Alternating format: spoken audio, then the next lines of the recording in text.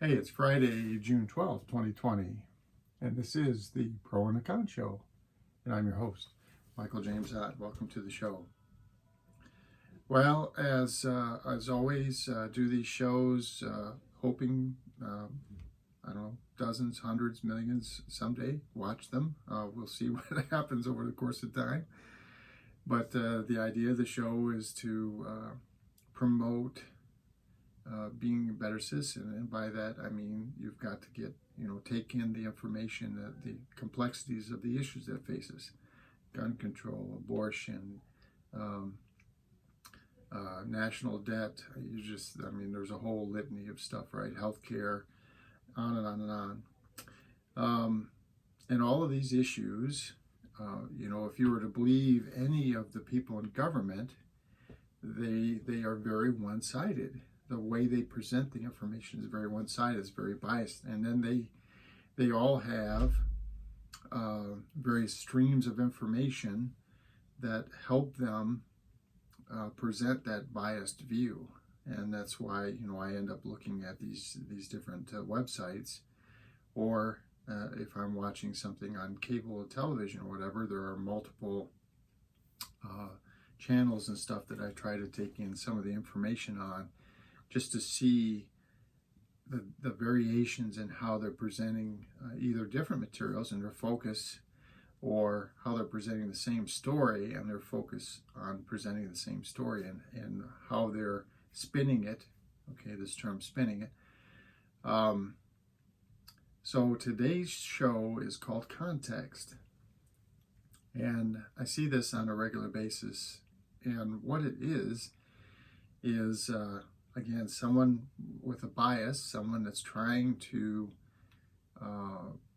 project, and usually it's an emotional appeal. They're trying to make an emotional appeal to an audience by taking some bit of information and pulling it out of the context, out of the moment, out of the complexity, again, pro and con, good and bad, for and against, but out of the complexity and subtlety of the moment.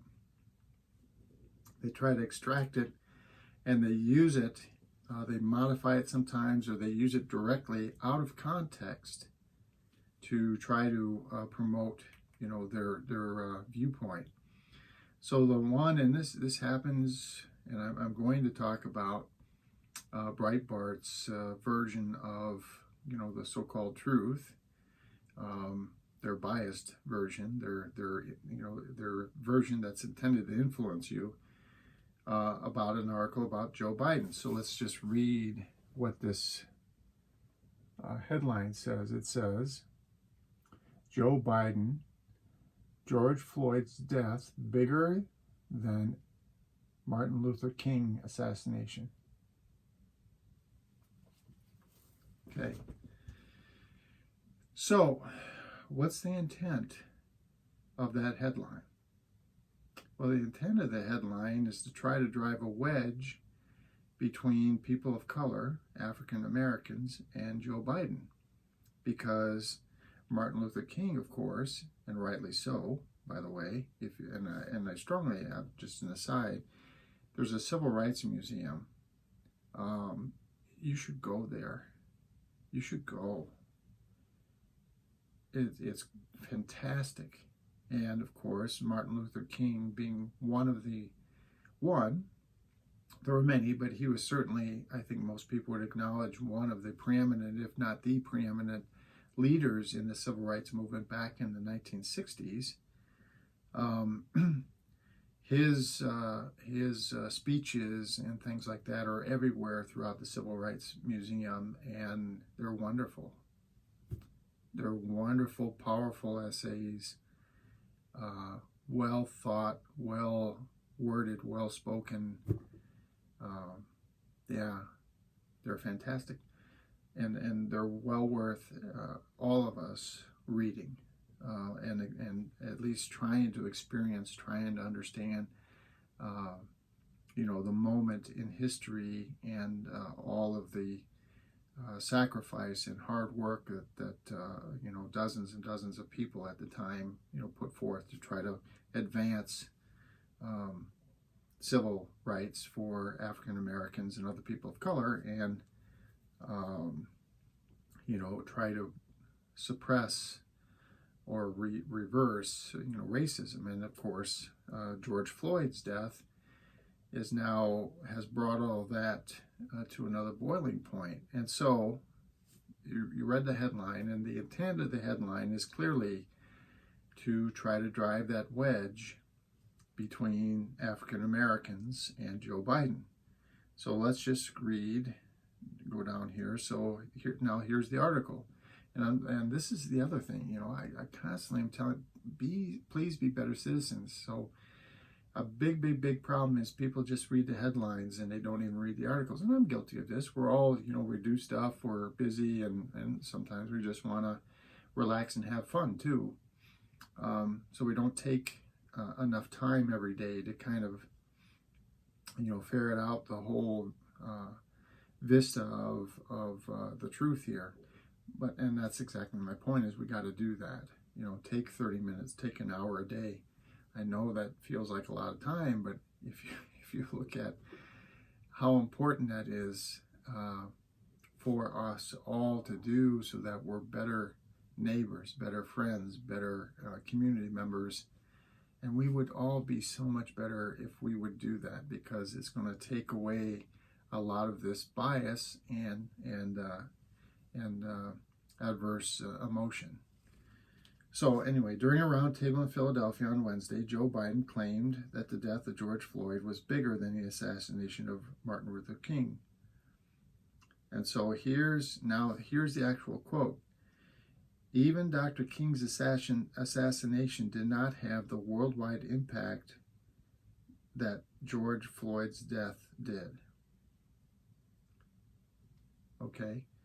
So this is actually an observation by Mr. Biden. What he is saying is that at this point in time, and it probably is because there's been several more decades now, another 60s, so to 2020, so another 50 years anyway, half a century, where yes, there were definitely some positive steps forward as far as relations between the various minorities and stuff like that, and white people, and some racism elements were addressed somewhat, and different degrees of how well that has happened, but the truth is that it's still an unacceptably and has been, and I don't mean to presume that I fully understand this in any way, shape, or form, but it's obvious even to me, standing outside of what a typical African American goes through. It's very clear to me, having watched multiple people and talked to them and heard them express the frustration and anguish that they have, because they are still routinely questioned, arrested, on and on and on, much more frequently than people who look like me. But anyway, now there's this built up frustration, and there's the basis of Martin Luther King and the dozens of people that worked with him back in the 60s to spring off of. And now because Mr. Floyd's death was filmed in live video very clearly, and people around at the time were talking to the police officers and saying, please stop this. You're killing this man. Please stop killing the suspect. Please stop it. And Mr. Floyd is laying there on the ground, and he's handcuffed, and he's totally incapacitated, and these police officers there on video for all the world to see in perfect focus killed him, murdered him on the streets of Minneapolis, Minnesota. And because of that act and the outrageous nature of it, and the fact that it was captured in high definition video in perfect focus for everyone to see, there's no mistaking what happened. There's no questioning. There's no room for, well, maybe it was this or maybe it was that. What it clearly was 3 or 4 Minneapolis police officers, led by one particular person, but still 3 or 4 Minneapolis police officers working together in broad daylight in front of witnesses, half a dozen witnesses at least, with their phones out, videotaping. They murdered a man. And yes, this is having a worldwide reaction because of the fact that this videotape exists, and there's no weaseling out of what happened. There's no, well, you can't see, but he had a knife, or you can't see, but he was biting the police officer, or no, there's this is clearly what happened, and people are saying, okay, look, and in the interim, okay, the decades since Martin Luther King, we know that these kinds of things have been going on, but this is the Mr. Floyd's unfortunate death on the streets of Minneapolis is the spark or the crack in the dam that's opened up the dam to all of those years of frustration and anger. And rightly so. We should fix this. This is just, and I wrote in one of my postings that we're making, and again, not perfect, but we're making good progress in terms of people of alternate sexual preference, so the LGBTQT community. Hey, they have, they should be treated completely normally and fairly and fair before the law, and if they want to get married, they should have the same rights and all those kinds of things, and we're doing that a lot better than we were even a few years ago. Not perfect, but a lot better. And then shortly thereafter, we have had this Me Too movement, which is the acknowledgement that there's a tremendous amount of sexual harassment and sexual abuse that's going on against women, mostly, almost all the time, but in any case, mostly against women. And this is, again, something that has been systemically mostly tolerated. And now people were saying, okay, no, we can't that has to stop. That sort of thing. No. Treat people fairly. Do not subjugate them to, these nasty innuendo and or harassment or abuse or on and on and on. This needs to end. And now it feels like it's also the turn for people of color to also have that expectation that there should be zero tolerance for negative bias against somebody because they happen to have a different color skin. And so this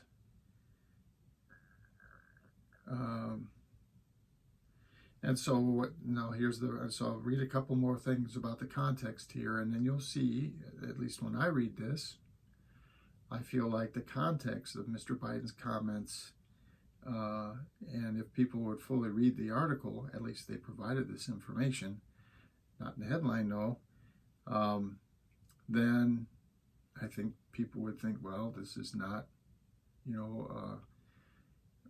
a comment that should be causing a lot of frustration and anger amongst the African American community. So here's the next paragraph.